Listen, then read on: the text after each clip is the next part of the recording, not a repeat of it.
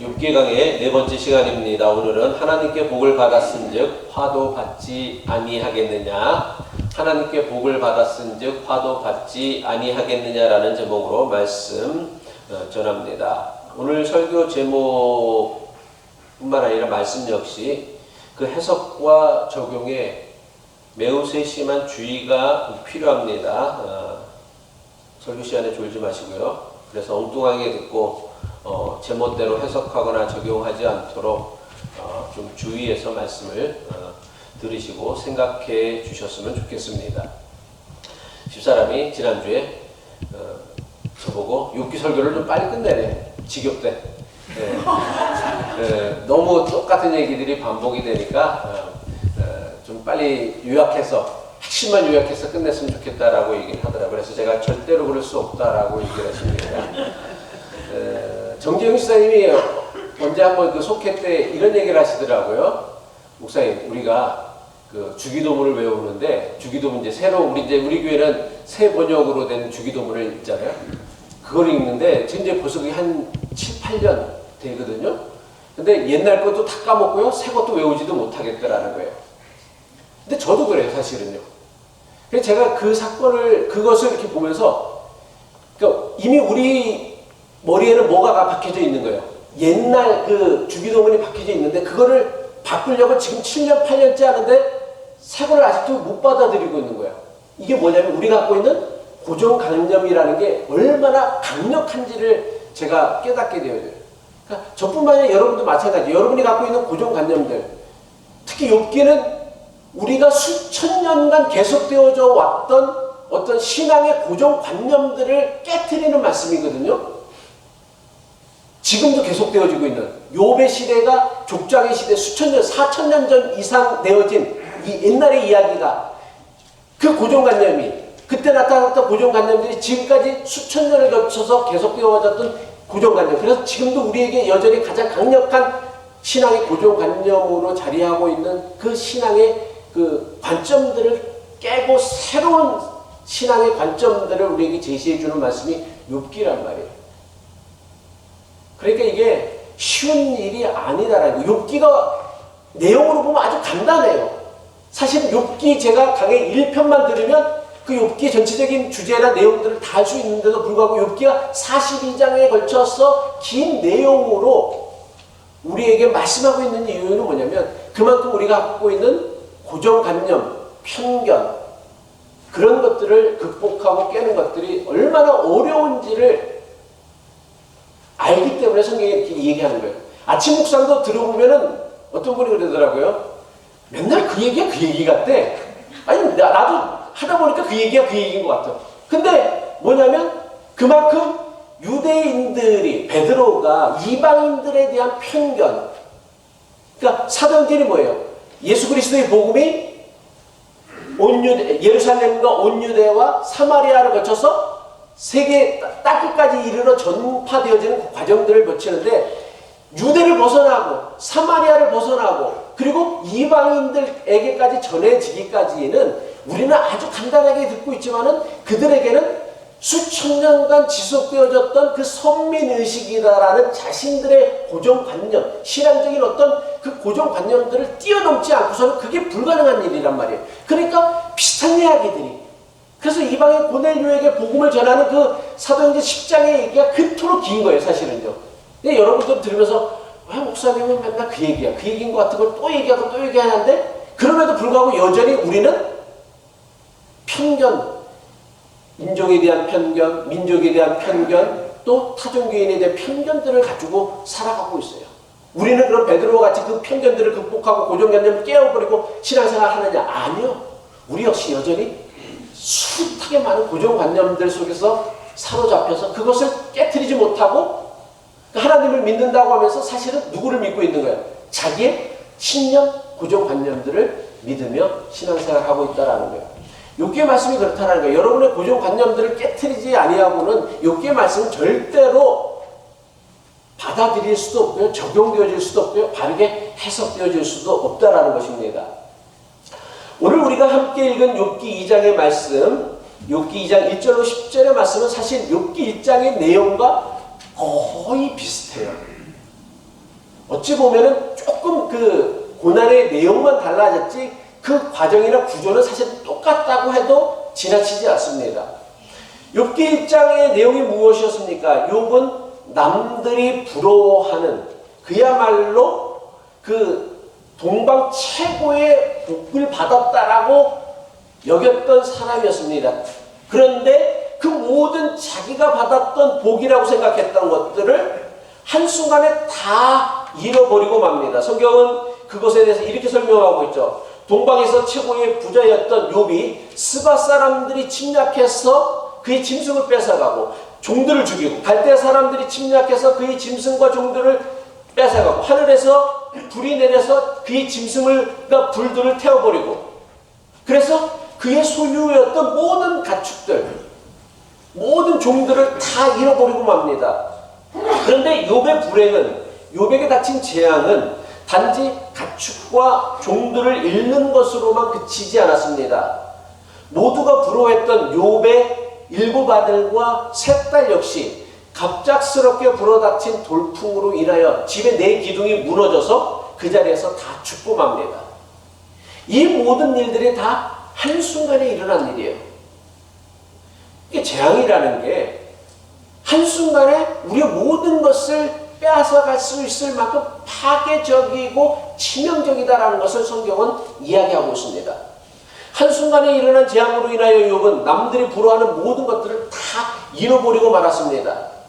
한순간에 자신이 가진 모든 것을 잃어버린 욥은요, 겉옷을 찢고요, 머리를 밀며 자신이 겪는 그 참담하고 비극적인 재앙과 고난을 슬퍼했습니다.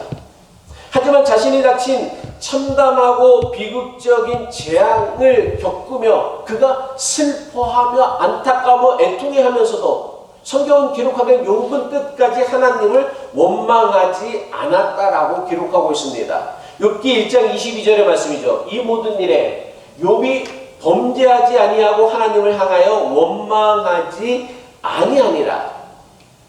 그렇다면 도대체 욥은 어떻게 그토록 비극적인 재앙을 겪으면서도 하나님을 원망하지 않을 수 있었던 것일까요? 도대체 어떻게 해서 그 엄청난 그 비참한 참극을 겪으면서도 하나님을 원망하지 않을 수 있었을까요? 많은 교인이요, 인생의 고통스러운 시련이나 역경이 닥치면 하나님께서 나를 버리셨다라고 하나님을 원망합니다. 또는 하나님께서 자신을 벌 주신다, 내가 잘못한 것을 책망하기 위해서 벌을 주신다라고 생각합니다. 그런데 아무리 하나님이 우리를 징계하시는 하나님이고 벌 주시는 하나님일 수 있지만은 나를 징계하기 위해서 내 자식의 생명을 뺏어간다는 것은 하나님의 공의에도 맞지 않고 하나님의 뜻에도 맞지 않거든요, 사실은요. 물론 오죽 힘들고 답답하면, 자신이 겪는 일들이 얼마나 힘들고 답답하면 이렇게 생각하실까 한편으로는 이해도 됩니다. 하지만 이것은 하나님에 대한 매우 심각한 오해라는 거예요. 하나님을 오해하게 되면요, 그래서 욥이 겪는 재앙을 하나님이 내신 징계, 벌이라고 생각을 하면요, 하나님을 오해하게 되어지고, 그리고 하나님을 오해하게 되어지면 자신이 겪는 재앙이나 시련으로부터 이것을 극복하고 뛰어넘을 수 있는 그 어떤 해결책도 돌파구도 우리는 찾아낼 수 없음을 알아야 한다는 것입니다. 사탄은요, 욥이 하나님을 오해하도록 함정을 놓은 거예요. 그러니까 욥기 1장에서 말하고 있는 욥이 겪었던 그 모든 시련의 본질은 뭐냐면 하나님을 오해하게 만드는 거란 말이에요. 사탄은요, 욥이 가진 모든 소유물을 거두어가면 그가 반드시 하나님을 향해 욕을 할 것이라고 장담했어요. 사탄의 장담대로 욥이 자신이 겪는 재앙을 하나님께서 자신을 버리셨다, 또는 하나님께서 자신을 벌주기 위해 내리신 재앙이라고 생각했다라면요, 욥은 영락없이 사탄의 함정에 걸려들고 말았을 것입니다. 지난주 설교를 들으신 어떤 분이 저에게 이런 말씀을 하셨습니다. 만약 당신이 욥과 같이 전 재산과 자식 전부를 잃었다면 자신은 그냥 인생 포기하고 자살하고 말 것이다 라는 본인의 심정을 저에게 말씀하셨습니다. 저는 그분의 심정이 충분히 이해가 갑니다. 재산을 잃고도 절망하여 스스로 목숨을 끊는 사람들이 세상에 얼마나 많아요. 주식에 투자했다가 자기 주식에 투자한 돈 잃었다고 해서 스스로 목숨을 끊는 사람들이 얼마나 많아요. 사업에 실패했다고 해서 절망하여서 목숨을 끊는 사람들이 얼마나 많아요. 그런데 하물며 자식 전부 하나도 아닌 10자식을 잃고서 살아갈 수 없다는 그 부모의 마음 저는 충분히 이해가 갑니다. 저는 욥의 심정도 크게 다르지 않을 것이라 생각합니다. 만약 욥이 전 재산과 자식 전부를 잃고는 그래도 세상을 살아가야 할 이유를 깨닫지 못하고 발견하지 못했다라면 그 역시 스스로 목숨을 끊었을 것이라 생각합니다. 하지만 욥은 그토록 참담하고 비극적인 재앙을 겪으면서도 여전히 그는 살아가야 할 이유를 찾았고요. 발견했습니다. 그래서 욥은 그 절망적인 상황에서도 자신이 살아가기 위해서는 오직 하나님의 도움을 구한 것밖에는 없다는 것을 깨달은 거예요. 그래서 그가 하나님을 원망하지 아니하고 오히려 하나님을 의지하며 하나님을 예배할 수 있었다라는 사실이에요. 물론 인생 포기하면은 하나님을 욕하고 하나님을 떠나갈까? 그러면 더 이상 그 사람에게는 그 어떠한 희망도 남아있지 않은 거예요. 결국은 뭐예요? 스스로 목숨을 끊는 수밖에 없다라는 것이죠. 그러니까 욥은 그 절망적인 재앙, 시련을 겪으면서 내가 여전히 그래도 살아가야 할 이유가 무엇인지를 성경은 기록하고 있지 않나요? 발견한 거예요. 깨달은 거예요. 그것을 깨닫고 나니까 자기가 살아가기 위해서는 하나님을 원망하는 것이 아니라 하나님을 의지하고 하나님의 도우심을 구하는 것밖에 없다라는 것을 깨달은 거예요. 성경은 그것을 욥기 1장에 이것을 우리에게 가르쳐주는 말씀이라는 것입니다. 욥기를 읽으면서 많은 사람들이 자꾸만 생각하는 게 뭐냐면, 이게 우리도 마찬가지예요. 우리는 고난을 겪거나 징계를 겪고 어려움이 생기면 뭐냐면 욥이 겪는 고난의 원인이나 이유가 무엇인지에 대해서만 관심을 두는 거예요. 욥의 세 친구들이 찾아와서 욥을 위로하기 위해서 찾아와서는 그들이 욥과 그 긴 논쟁을 펼치면서 그들이 가졌던 유일한 관심은 뭐냐면 네가 겪는 고난에 이유가 있을 거다라는 거예요. 네가 겪는 고난에는 원인이 있을 것이라는 거예요. 그게 뭐예요? 욥이 네가 잘못했기 때문에 그렇다라는 거예요. 네가 죄를 지었기 때문에 그렇다라는 것이죠. 욥기를 읽으면서 욥이 겪는 고난의 원인이나 이유가 무엇인지에 대해 초점을 두게 되어지면 욥기가 전하려고 하는 하나님의 뜻을 절대로 찾아낼 수 없습니다. 욥기는요, 우리가 인생을 살아가면서 겪게 되어지는 재앙이나 고난의 원인이나 이유에 대해서 가르쳐주는 말씀이 아니에요. 욥기는 도무지 감당하기 힘든 참담하고 비극적인 재앙이나 역경을 겪으면서도 어떻게 해야 우리가 인생을 포기하지 아니하고 여전히 하나님에게 소망을 두며 살아갈 수 있는가를 가르쳐주는 말씀이라는 거예요. 그래서 여러분들은 욥기를 읽으면서 욥이 겪는 고난의 원인, 이유가 무엇인지를 찾으려고 했을 것이 아니라 욥이 이런 비극적인 재앙, 참담한 재앙, 시련을 겪으면서도 그가 죽지 않고 살아갈 수 있었던 이유가 무엇인가, 그것을 찾아내고 발견해낼 수 있어야 한다는 것입니다. 욥기 2장의 전반부는요, 욥기 1장 6절에서 12절에 나오는 그 하나님과 사탄의 대화와 거의 똑같은 패턴의 반복입니다. 욥기 1장의 이야기처럼 하나님 앞에 사탄이 또다시 섰습니다. 하나님이 사탄에게 묻습니다. 야, 너 어디를 갔다 오는 길이냐? 하나님이 질문에 사탄이 뭐라 똑같이 대답해. 1장에 똑같게. 예, 제가 세상의 땅을 이리저리 돌아다니다가 오는 길입니다. 라고 대답했어요. 그러자 하나님께서 사탄에게 뭐라고 말씀을 하시냐면, 네가 욥을 시험하여서 하나님을 오해하려고 했는데 네 시도가 실패한 거 혹시 너 아냐? 라고 물은 거예요. 욥기 2장 3절 말씀은 이것을 이렇게 기록하고 있죠. 여호와께서 사탄에게 이르시되 내가 내 종 욥을 주의하여 보았느냐? 그와 같이 온전하고 정직하여 하나님을 경외하며 악에서 떠난 자가 세상에 없느니라. 내가 나를 충동하여 까닭없이 그를 치게 하였어도 그가 여전히 자기의 온전함을 굳게 지켰느니라. 하나님의 말씀에 사탄은요, 자신의 실패를 인정하지 않았습니다. 오히려 하나님께 따지고 묻습니다. 사탄이요. 뭐라고 따지고 묻냐면 사탄이 여호와께 대답하여 이르되 가죽으로 가죽을 바꾸오니 사람이 그의 모든 소유물로 자기의 생명을 바꾸올지라. 이제 주의 손을 펴서 그의 뼈와 살을 치소서. 그리하면 틀림없이 주를 향하여 욕하지 아니하겠나이다. 나이까. 사탄이 말하고 있는 가죽으로 가죽을 바꾼다라는 것이 무엇입니까? 옛날에는요, 화폐가 발견되기, 만들어지기 이전에는 어떻게 했냐면 물물 교환이라고 해서 자기가 만든 물건을 시장이나 가서 아니면 다른 사람과 바꾸는 거예요. 근데 물물 교환을 할 때 가장 중요한 원칙이 뭔지 아세요?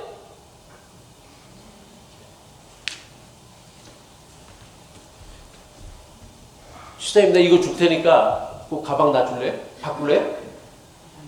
안 바꾸죠? 왜 안 바꿔요? 네? 필요하지 않은 것도 있지만은 가치가 안 맞는 거예요, 사실은요. 그게 더 좋은 거잖아요, 그죠? 집사님, 내 차 줄 테니까 집사님 차 줄래? 왜 안 바꿔요? 집사님 차가 더 좋거든, 내 차보다. 안 바꾸지, 당연히. 그러니까 물물 교환을 할 때 가장 중요한 건 뭐냐면 등가성의 원칙이라고 합니다. 이것의 가치와 저것의 가치, 물론 사람마다 가치는 조금씩 다르겠지만은 가치가 비슷해야 되는 거예요.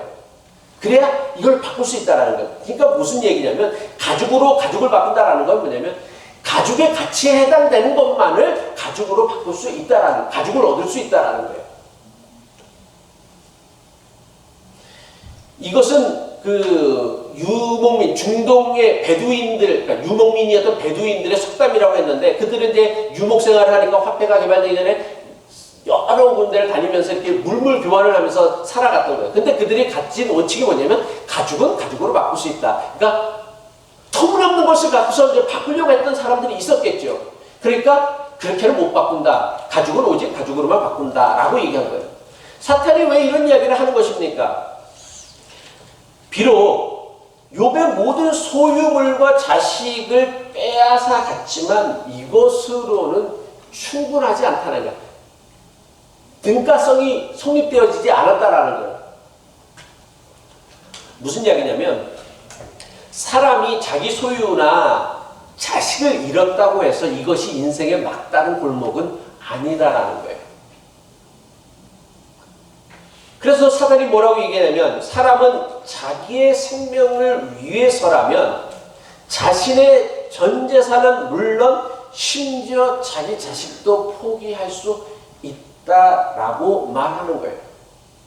근데 지금하고 조금 다른 개념은 있죠. 고대인들은 자기 자식을요 소유물로 여겼지 그러니까 자기보다 더 소중한 존재로 여기지 않았어요. 그래서 그 아브람 같은 경우도 그렇지만은 고대인들은 뭐냐면 자기 자식을 신에게 제물로 바쳤어요. 실제 죽여갖고서. 뭐를 위해서? 자기의 축복을 위해서. 그러니까 이 고대인들의 사고에는 이거 자식 뺏어간다고, 재산 뺏어간다고 자기 생명보다 더 귀하겠습니까? 그러니까 아직 그는 인생의 막다른 골목에 도달하지 않았다라는 거예요. 그러면서 사탄이 뭐라고 얘기하냐면 욥의 생명을 위협한다면 반드시 하나님께서 그의 생명을 위협한다라면 반드시 하나님을 원망하며 욕하며 하나님을 떠날 것이라고 사단이 또다시 장담합니다. 그럼 보면 뭐라고 얘기하면 틀림없이라고 해요. 그와 뼈와 살을 치소 그리하면 틀림없이 주를 향하여 욕하며 떠나지 않겠나이까. 이것은 사탄을 통하여 인간의 본성을 가르쳐주고 있는 매우 중요한 교훈이에요. 그 어떤 것보다 인간은 자기의 생명을, 심지어는 자식의 생명보다 자기의 생명을 더 중요하게 여긴다라는 사탄의 지적은요, 인간이 가지고 있는 이기적인 본성을 고발하는 말씀이라고 저는 생각합니다. 얼핏 모든 부모들은요 생각하기를 자기 몸 힘든 것보다 자식 아픈 것이 훨씬 더 고통스럽고 힘들 것이다 라고 생각해요. 그쵸? 내가 아프고 말지 자식 아픈 것보다 그 마음 가지고 있어요. 생각해요. 하지만 이것은 마음만 그렇지 실제는 절대로 그렇지 않다라는 거 알아야 돼요. 자식들 절대로 그 부모 말에 속지 말아요. 이거 거짓말이에요. 거짓말. 사람들은요 본질적으로요 자신이 직접 아픔을 겪기 전까지는요 남의 아픔을 절대로 이해할 수 없어요. 그것이 설령 자기 자식의 아픔이라도 말이에요. 우리는 내 자식 아픈 것보다 내가 아픈 게 차라리 더 낫지. 아니요, 막상 다쳐보면요 내 아픈 게 더 힘들어요. 그렇지 않아요, 여러분들요. 안 그럴 것 같죠? 한번 겪어보시면 알아요. 부모들이요 자식 때문에 마음 아픈 것은요 대부분이 뭔지 알아요? 자식이 자기 마음대로 되지 않으니까 마음이 아픈 거예요. 정말 자식이 겪는 아픔을 자신의 아픔으로 여기기 때문에 고통스러워하는 부모는 그렇게 많지 않아요. 모든 부모는 자식 때문에 힘들어하죠. 근데 그 힘들어하는 이유를 곰곰이 따져보면요 자식이 내 뜻대로 안 움직여주니까 마음이 아픈 거예요. 정말 자식이 무엇 때문에 고민하고 있고 슬퍼하고 있고 힘들어하는지 그것을 공감해주고 그것을 자기 아픔처럼 여기느냐. 이거 택도 없는 소리예요. 그러니까 자식 때문에 아파하는 부모와 자식이 갈등을 겪는 거란 말이에요. 여러분은 자식이 겪는 아픔이나 고통을 공감하기 때문에 아파하십니까? 아니면 자식이 내가 바라는 대로 내가 기대하는 대로 살지 않거나 되지 않아 마음 아파하는 경우가 더 많습니까? 저는요 후자의 경우가 훨씬 더 많다 생각해요. 그렇다면 이것을 자식이 내 기대한 대로 내 바라는 대로 되지 않아서 마음 아파하는 게 자식 때문에 아파하는 거예요? 나 때문에 아파하는 거예요? 또 대답을 안 하세요? 뭐 때문에 누구 때문에 아픈 거 이게? 나 때문에 아픈 거예요. 이거는요 자식 때문에 아파한 게 그러니까 그거 갖고 부모들 생색내서는 안 된다라는 거예요. 내가 너 때문에 얼마나 힘들어했는데. 힘들어한 건 뭐냐면 부모 때문에 안 되는 게 힘들어한 거예요. 자기 뜻대로 왜 안 되지? 그것 때문에 힘들어한 거란 말이에요. 7년 전인가 아들이 처음 뇌수술을 받았을 때였습니다. 제가 그날을 아직도 지금도 생생하게 기억합니다. 뭐 내가 기억하는 것보다 아들이 기억하는 게 더 크겠죠. 저는 그 날짜를 잘 정확하게 모르는데 우리 아들은 정확하게 알더라고요. 그게 자기에게 큰 고통이에요. 이게 벌써 제가 겪는 고통과 제가 겪은 고통의 차이란 말이에요. 똑같지 않다란 말이에요. 병원에서 이제 수술을 위하여 뭐라고 얘기했냐면 전날 오후 6시 이후부터는 금식을 하고서 아침 새벽 6시까지, 아침 6시까지 병원에 오라 하는 거예요. 아침에 이제 병원을 가야 되니까 이제 길도 막힐 거 생각을 하고 하니까 밤잠을 설치면서 새벽 4시부터 일어나서 준비를 하고는 6시 30분 전에 교회를 이렇게 30분 전에 가야 되는데 병원에 30분 전까지 갔어요. 또 늦으면 안 되겠으니까 혹시라도 그럴 일은 없겠지만 또 안 해주면 어떻게 하냐 생각 걱정을 해. 뭐 온갖 걱정을 하면서 이제 병원에 6시 30분 전에 도착했어요. 아침 6시 30분 전에. 그런데 6시가 됐는데도 수술 준비가 안 됐다면서 수술 시간이 자꾸만 연기가 되어지는 거예요. 그게 자꾸만 언제까지 연기가 되냐면 오후 6시 반이 넘어서야 아들이 수술실에 들어갈 수 있었어요. 그러니까 아침 6시에 오라고 그랬는데 12시간도 더 지나가고서 오후 6시 반이 넘어서야 수술실에 들어가는 아들을 제가 지켜보면서 이렇게 수술 잘하고 오라고 이렇게 빠이빠이 해줬어요. 마치 하는 뭐 비몽사몽 중이.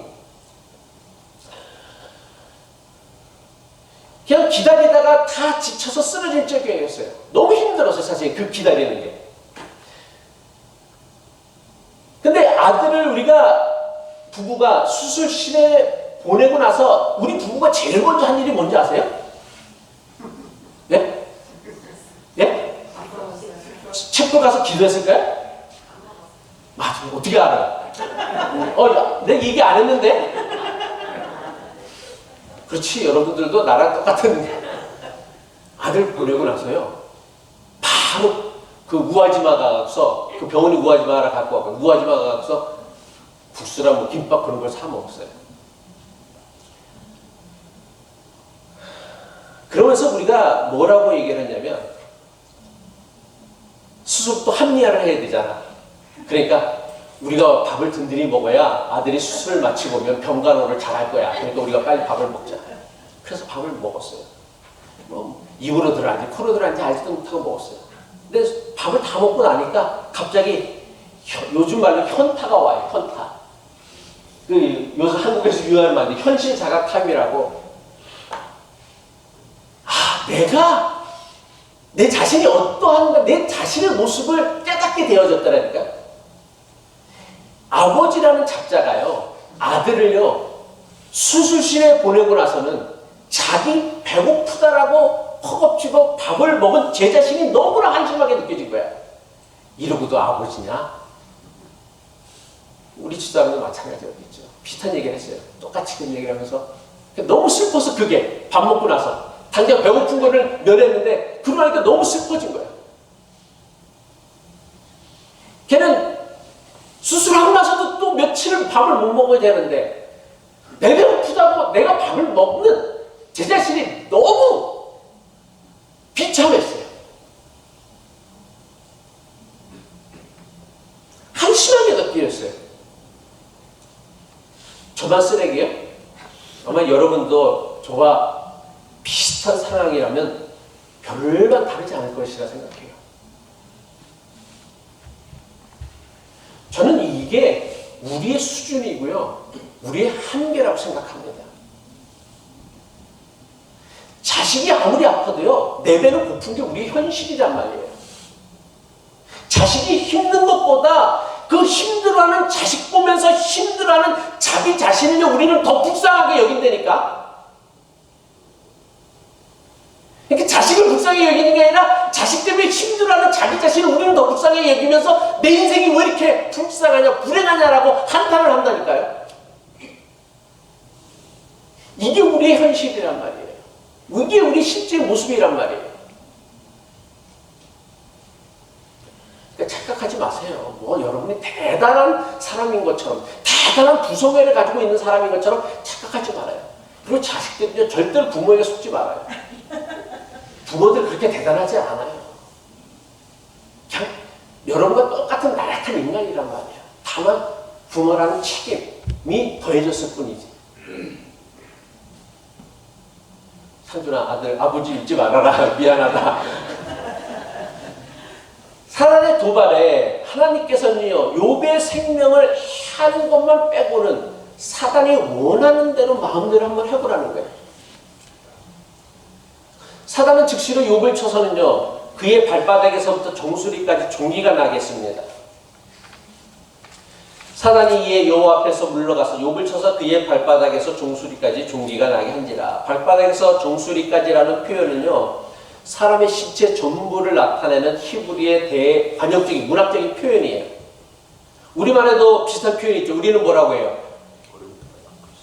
유대는 발바닥에서부터 정수리까지. 유대는 하루 날짜를 밤에서부터, 해가 진 시간부터 다음날 해가 질 때까지를 하루의 시작으로 생각하고, 우리는 아침부터 저녁이라는데 걔들은 저녁부터 아침이고요. 또 얘들은 발바닥부터 정수리까지인데 우리는 뭐예요? 머리부터 발끝까지라고 얘기를 하죠. 똑같은 표현이에요. 근데 관점, 어디에서 포커스를 두느냐가 좀 다른 거예요. 그러니까 문화가 그만큼 다르다라는 것이죠. 비슷하면서 다른 거예요.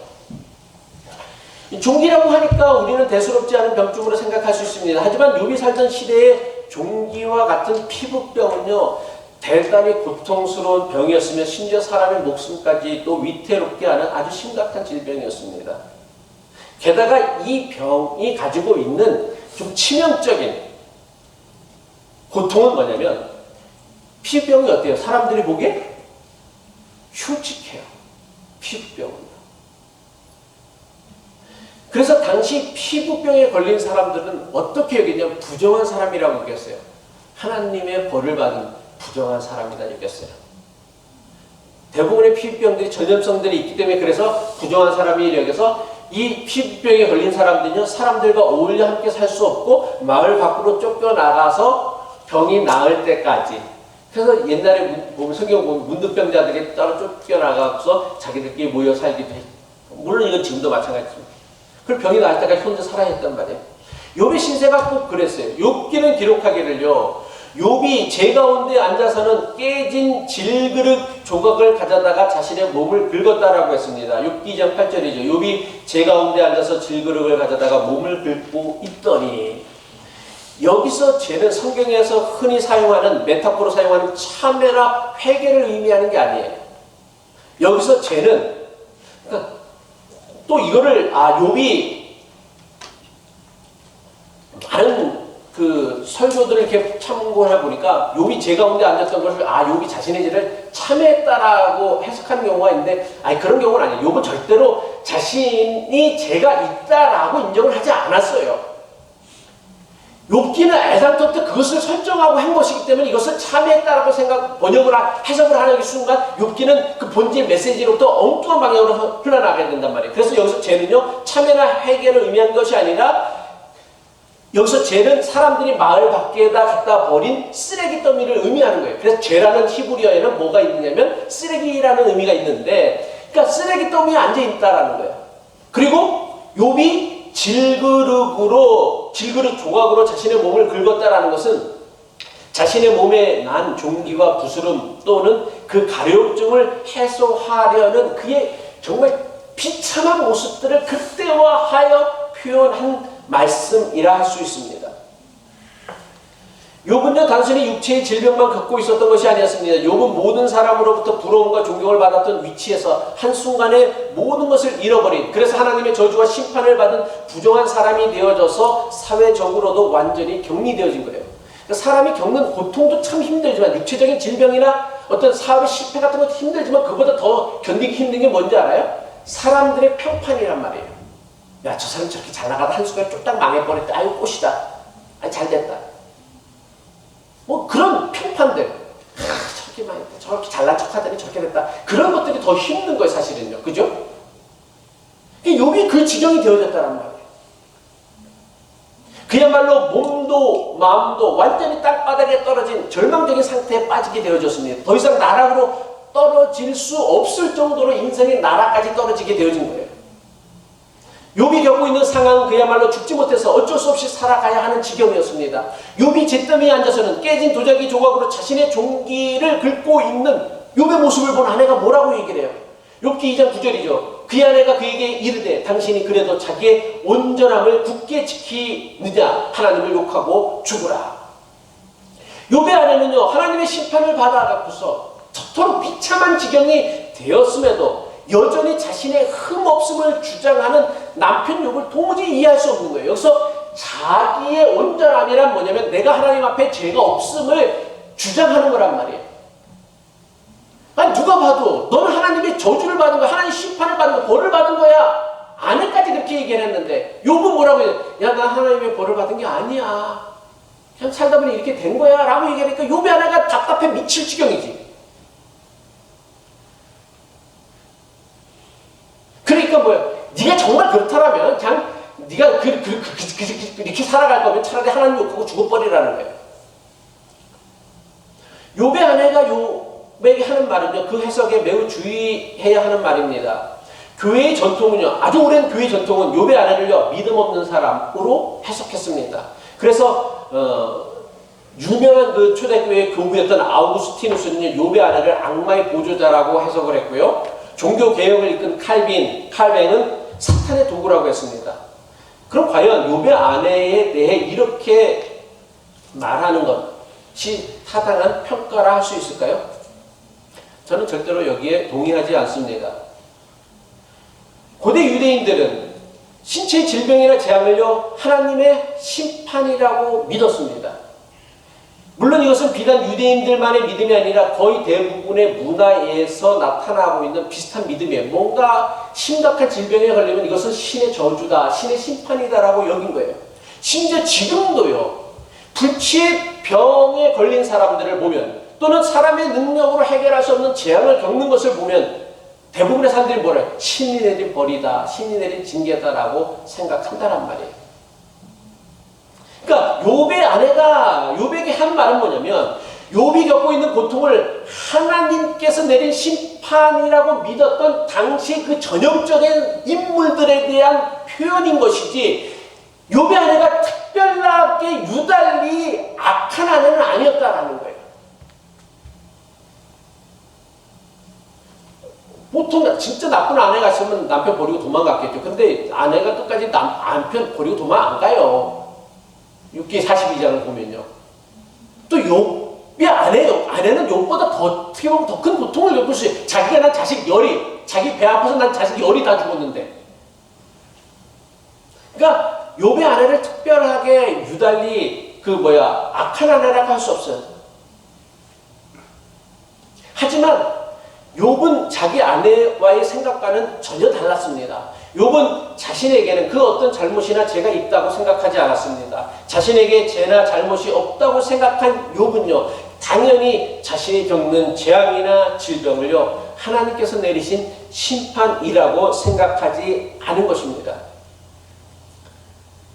근데 이걸 오해하셔는 안 돼요. 그러면 욥과 같이 죄가 없으니까 하나님이 내리신 심판이나 재앙을 죄로 생각하지 않을 수 있었던 거지. 우리같이 죄 많은 사람들은 뭔가 불행한 일이 생기거나 고통스러운 일이 생기면 이건 다 내가 죄 때문이 아닌가? 똑같은 얘기예요. 욥이 그런 얘기를 하는 얘기. 욥기가 그런 완전하고 흠없는 사람, 세상에 없는 그런 사람들을 설정해 놓은 문학적인 이유가 뭐냐면, 하나님이 우리가 겪는 재앙이라는 게, 고통이라는 게, 어떤 질병이라는 게 하나님이 내리신 징계나 벌이 아닌 경우도 세상에는 너무나 많다라는 걸 보여주는 거란 말이에요. 가르쳐 주는 거란 말이에요. 근데 당시 사람들은 절대로 그렇게 생각하지 못했어요. 아니, 불치병이 걸렸어. 이건 당연히 하나님이 나를 저주하고 나를 심판하게 내리신 벌이라고 생각했다란 말이에요. 하나님을 욕하며 죽으라는 자신의 아내에게 욥이 말합니다. 욥기 2장 10절의 말씀이에요. 우리 이 말씀을 우리 같이 한번 읽도록 하겠습니다. 이 말씀 시작. 그가 이르되 그의 말이 하나님께서는 여자의 말 같도다. 우리가 하나님께 복을 받았은즉 화도 받지 아니하겠느냐 하고 이 모든 일에 욥이 입술로 범죄하지 아니하니라. 욥이 하는 말, 우리가 하나님께 복을 받았은즉 화도 받지 아니하겠느냐라는 말씀은 사실 욥기 1장 21절에 나오는 말씀과 똑같죠. 이르되 내가 모태에서 알몸으로 나왔사온즉 또한 알몸이 그리로 돌아가올지라. 주시니도 여호와시오 거두시니도 여호와시오니 여호와의 이름이 찬송을 받을질지니이다 하고, 사실은 그 말과 일맥상통하는 같은 맥락의 말씀이고 고백입니다. 그렇다면 도대체 욥의 이 말이 무슨 뜻입니까? 하나님께 복을 받았사온즉 화도 받지 아니하겠느냐? 여러분은 이 말씀을 어떻게 생각하고 어떻게 해석하세요? 우리 이창호 선생님 어떻게 생각하세요?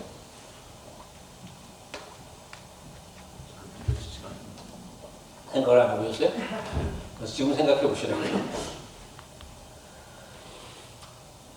얼핏 생각하면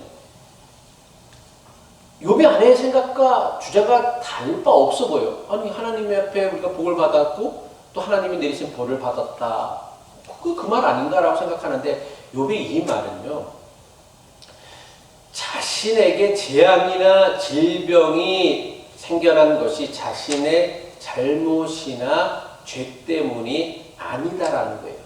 인생에는요, 아무도 예상하지 못한, 그리고 특별하게 잘한 일도 없음에도 불구하고 대박이 터지는 경우가 있어요. 그 대표적인 경우가 뭐예요? 복권 당첨이에요. 복권 당첨된 사람들이 착하기 때문에, 선하기 때문에 하나님의 복을 받아서 복권이 당첨되는 거예요? 그냥 확률이에요. 운이에요. 운이란 말이에요. 모든 걸 다 그렇게 해석할 수는 없지만 그런 일도 세상에 많다는 거예요. 저는 세상에 세계 모든 나라에 사는 그 복권들의 당첨자들은 대부분 다 운이지, 그가 남들보다 대단히 선한 일을 하고 착한 일을 해갖고서 하나님이 상으로 복권을 당첨해 준다라고 생각하지 않아요. 그건 여러분의 사업도 마찬가지고요. 물론 그런 경우도 있지만 안 그런 경우가 대부분이라는 거예요. 근데 우리는 그런 경우 한 경우를 더 특수하게 하고 일반화시키는 경향이 있는데, 이건 매우 심각한 오해라는 거예요. 반대로 우리에게는 예상치 못한 운으로 복권이 당첨되기도 하지만 또 어떤 사람의 경우에는 알지도 원인도 이유도 알지 못하는 재앙을 만나서 자기 전재산을 잃어버리는 사람도 있어요. 지금 캘리포니아, 오레곤, 뭐 시애틀도 그렇고 밴쿠버 쪽도 그렇고요. 산불이 나가고서요. 집이 1만여 채가 탔대요. 누구 잘못도 아니에요. 그거는요. 사실은요. 불이 나와서 집이 탄 거예요. 다만 그 숲속에 내 집이 있었을 뿐이고요. 그게 그 사람 잘못 때문에? 죄 때문에? 물론 뭐 크게 따진다면 기후변화 때문이고 기후위기 때문이고 또 뭐 전체적인 인간의 전체적인 탐욕이지만 그건 그 사람의 잘못이라고는 여길 수는 없는 거란 말이에요. 제가 무슨 얘기냐면 이게 우리의 현실이고 우리의 실존이라는 거예요. 그러니까 욥이 우리가 하나님에게 복을 받아 싸운 즉 화도 받지 않겠느냐라는 건 우리 인생에는 좋은 일도 생겨날 수도 있지만 예상치 못한 어려운 일도 생겨나는 것이 이 자연의 이치이고 세상 돌아가는 삶의 원리라는 것을 말해주는 거란 말이에요. 그런데 이런 욥의 주장은요, 철저한 상선벌악, 착한 사람에게는 상을 내리시고 악한 사람에게는 벌을 내린다라는 신앙을 가졌던 욥의 아내로서는 도저히 이해할 수가 없는 거예요. 욥의 고백, 하나님께로부터 복을 받아 싸운즉 화도 받지 않겠느냐라는 욥의 고백은요, 당시 사람들이 옳다고 생각하는 것들로는요, 세상이 절대로 그렇게 돌아가지 않는다라는 문제 제기란 말이에요. 여러분들이 생각하는 대로, 여러분들이 가지고 있는 그 신앙의 고정관념대로다가 세상이 돌아가는 게 아니다라는 거예요. 욥기는요, 인생의 고통에 대해 답을 주는 말씀이 아니에요. 지금까지 가져왔던 신앙의 관점으로는요, 도무지 이해할 수 없는 고통이 우리 인생에는 반드시 있음을 가르쳐주는 말씀이야. 근데 우리는 엉뚱한 생각을 한다는 말이에요. 말씀을 마칩니다. 하나님께 복을 받았사 보니 화도 받지 않겠느냐라는 욥의 그 말씀, 고백을요, 오해해서는 안 돼요. 이것은요, 복은 하나님께 상을 받은 것이고 화는 하나님께 벌을 받았다라는 의미로 한 이야기가 아니란 말이에요. 사람이 알몸에서 태어나서 알몸으로 돌아가듯이 그게 자연의 이치고 세상의 원칙이란 말이에요. 그러니까 세상을 살다 보면 예기치 못한 운을 만나서 잘 되기도 하지만 또 세상을 살다 보면 내 원인도 내 잘못도 아닌 불행한 일을 만나기도 하는 것이 우리의 인생이라는 거예요. 예상치 못한 교통사고로 인하여서 자식을 잃어버리는 부모들도 생겨나는 것이 우리가 살아가는 사람의 이치래. 내가 특별히 부모가 잘못했기 때문에 죄가 있었기 때문에 하나님이 그 자식을 쳐서 나를 깨닫게, 이런 하나님은 성경이 가르쳐주는 하나님, 욥기가 가르쳐주는 하나님이 아니다라는 거예요. 인생이란 예상치 못한 좋은 일도 생겨나지만 원치 않는 재앙도 겪을 수 있는 것, 이것이 세상을 살아가는 우리 현실이고 우리의 실존이다라는 거예요. 이것은 우리도 마찬가지입니다. 교회를 열심히 다니고 예수 그리스도를 잘 믿는다고 해서 반드시 세상에서 성공하고 잘된 것은 아닙니다. 착각하지 마세요.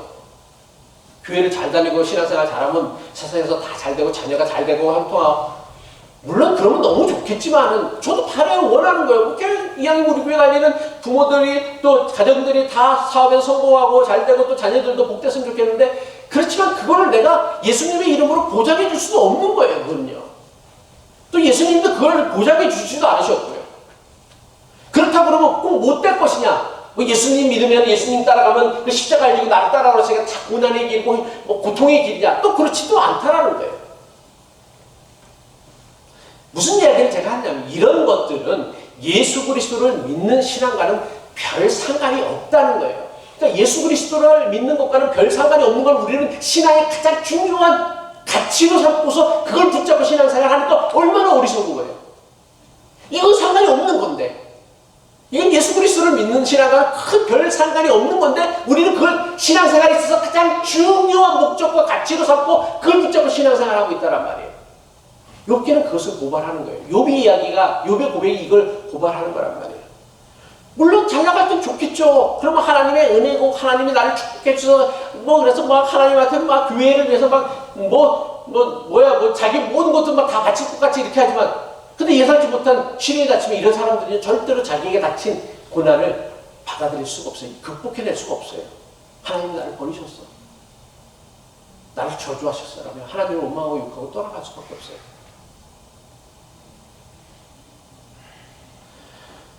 이런 것들을요, 예수 그리스도를 믿는 신앙과는 별 상관이 없는 일로 여길 수 있어야 돼요. 이 깨달음이 있어야만 우리의 믿음이요, 한 발짝이라도 앞으로 나갈 수가 있다는 거예요. 바라기는 이 깨달음이 저와 여러분의 신앙의 여정에 반드시 있기를 바랍니다. 그래서 우리의 신앙이 이전보다는 좀 더 성숙해지는, 욥기를 읽기 이전과 욥기를 읽은 이후에 우리 신앙이 정말 좀 한 발짝 좀 더 앞으로 나갈 수 있는 그런 믿음의 사람이 될 수 있기를 주님의 이름으로 간절히 축복합니다. 아멘. 기도하겠습니다.